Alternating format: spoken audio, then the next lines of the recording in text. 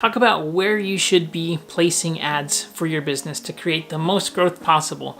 So this is going to be great if you're considering creating new funnels or creating ads to grow your business. Let's get into today's video. Hey everybody, my name is Brandon Brashears and I do digital marketing. I run a digital agency here and I create daily marketing videos on YouTube. So if you're trying to grow your business with digital marketing, please consider subscribing.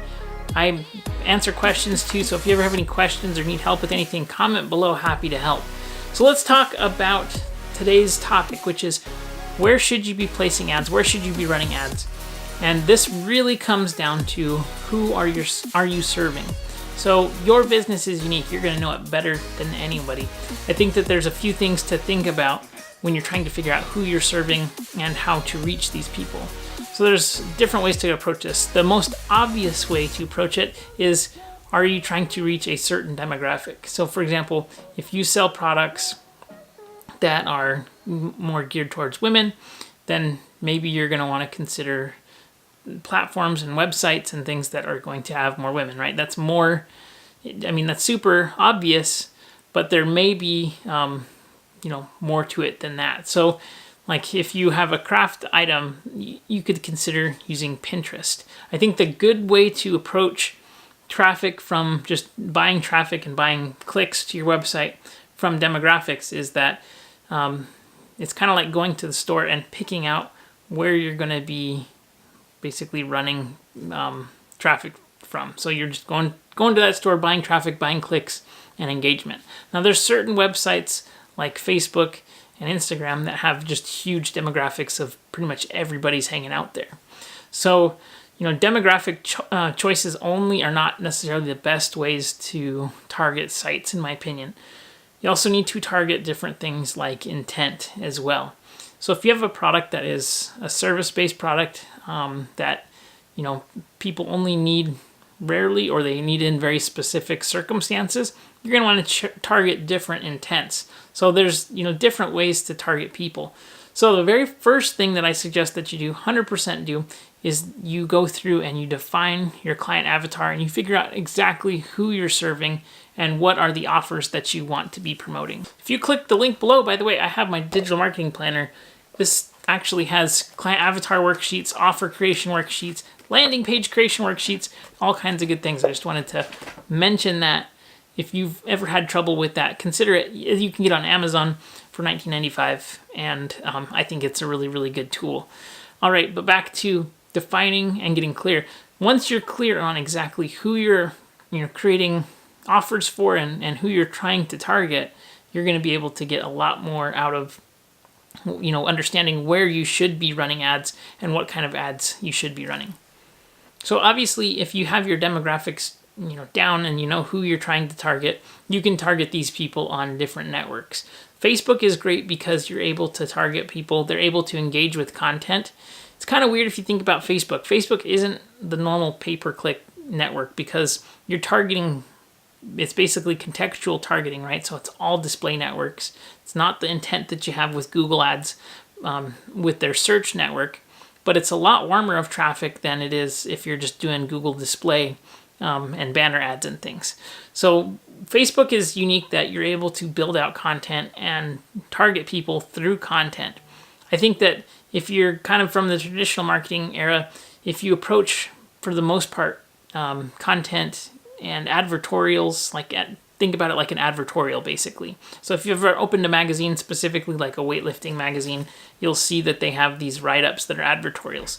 Magazines are still really good resources to use as references to figure out what's an effective way for me to target different people with content. So content is very, very important in general when it comes to Facebook and Instagram. Now, Facebook has video, written, and images.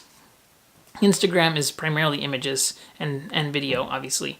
So it's very, very important that you're creating video content, I think, in general, that you can convey your message or show examples or do demonstrations of your product with video. So if you don't have that, that's something that I would totally suggest if you want to grow your Facebook or Instagram following, because it's just the most effective way to communicate on there in general.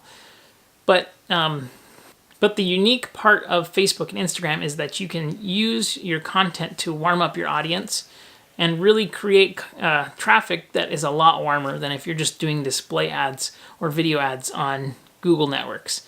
There's just so much more scalability and volume on Google networks. So if you're a local or regional business, it's a little bit difficult to just use display ads like you can in Facebook. It's a completely different strategy. So you need to really have content developed. You need to understand what are the pain points, what are the challenges, what does the before and after look like of my users and the people that I'm trying to reach, and then target them with content that's going to be very, very appealing.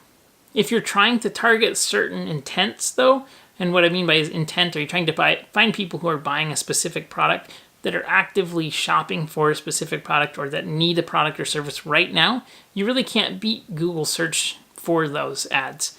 So I'll give you some examples. If you have somebody that's searching for a product number of like a very specific camera lens, or maybe somebody's searching for an adapter, or somebody's searching for a replacement part for a vacuum, that's a great place to target when people are searching for those very specific terms and they have buying intent. You can also target people that have beginner, top of funnel intent as well. So like the difference between somebody searching for a specific model number of a vacuum and somebody searching for what's the best vacuum. Our Dyson's good, right? We're targeting different intents there. And so the value of the people at the different levels of the funnel are very different. So you can do that with Google search, right? You can target those search terms. If you have a service, for example, if you're a plumber, if somebody says, searching for a plumber near me, and it's the middle of the night and you're a 24-hour plumber, that's a great search term for you to be targeting. So that's intent targeting, and that's very different from, in general, contextual ads, which are placing based on the demographics of people that you're choosing. Now, you can still use those demographics and apply those to Google Ad Networks, but in general, Facebook is the king when it comes to contextual ads. Now, Facebook has Instagram and Facebook. Those are great ad networks. Additional ad networks that people don't think about a lot of times are Snapchat. Snapchat still has a solid user base. Pinterest still has a solid user base. Ad networks like Pandora and also Spotify are growing ever more, which is really, really good. You can also do placements with partnered email drops. So if somebody has an email list, you can partner with them, get in their email list, especially if it's related to your business but not exactly the same. That's a great place to do that. Another idea too for paid ads or paid placements, you have other ad networks like Taboola and other just general kind of scaling ad networks that are like that. So if you have any questions, let me know. I would love to hear what you think. But really, I think in general, placing ads comes down to knowing who you're trying to reach and what you're offering them. If you're clear on those two things, you're going to go so much further than if you're just trying to get everybody as your client.